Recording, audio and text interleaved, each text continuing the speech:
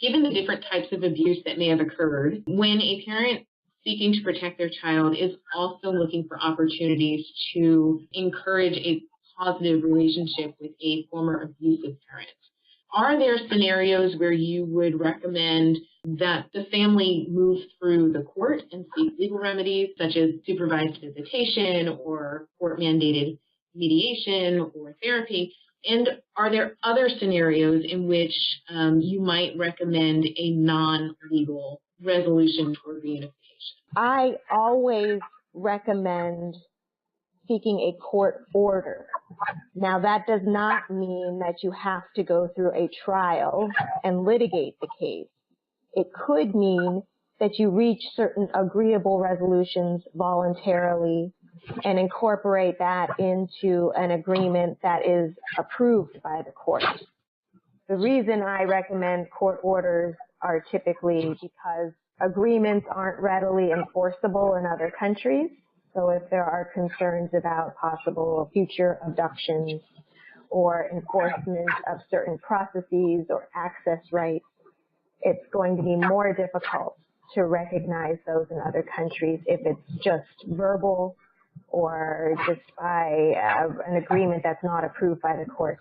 I think a court order gives a lot more protections to the family, both domestically and internationally. Having said that, there are certain situations where you do need to go through a trial. And those are rare, where I think that it's actually beneficial to go through a trial. I've observed that oftentimes those relate to where a parent may have mental or emotional health problems that are not addressed appropriately, that they're not seeking the appropriate help to address their problems, so that they have difficulty understanding a voluntary resolution and the benefits of it. I think voluntary resolution is much better because I think you can be much more creative. A court is going to have a judge who has very limited time, where there are rules of evidence where you may be unable to present sufficient information to the judge to get a comprehensive solution. And the end of the day, after a trial, the court order is going to be ineffective for the family to resolve the bulk of their problems, and may ultimately just be a Band-Aid that causes this family to keep coming back for future solutions from the same court. So if you can come up with some comprehensive arrangement, and most of these therapeutic processes that Heather has discussed can be incorporated into an agreement that's approved by a court. And in fact, you can get much more creative with the processes that you can use if you're agreeing to them, because the court only has certain latitude to order some of these processes short of an agreement.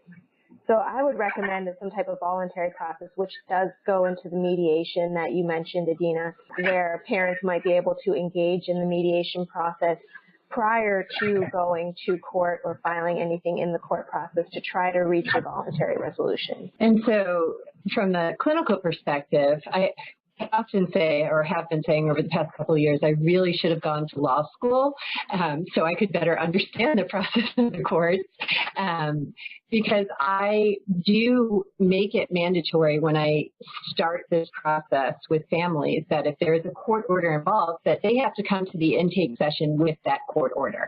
There almost always is, and there almost always is some kind of custody situation prior to the abduction, and I asked to see that paperwork too.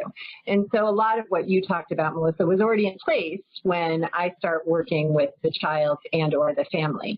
So once that is in place, some of the things that I may further recommend during this process is for both parents to work with a parent coordinator.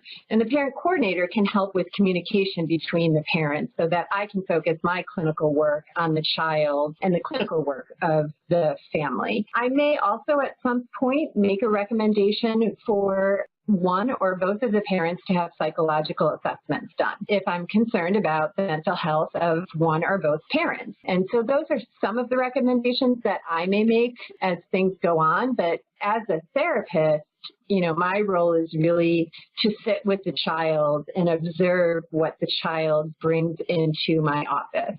And from that information, I can make clinical recommendations about what's in the best interest of the child. I am not a custodial therapist, and I don't make recommendations about custody, visitation, anything like that.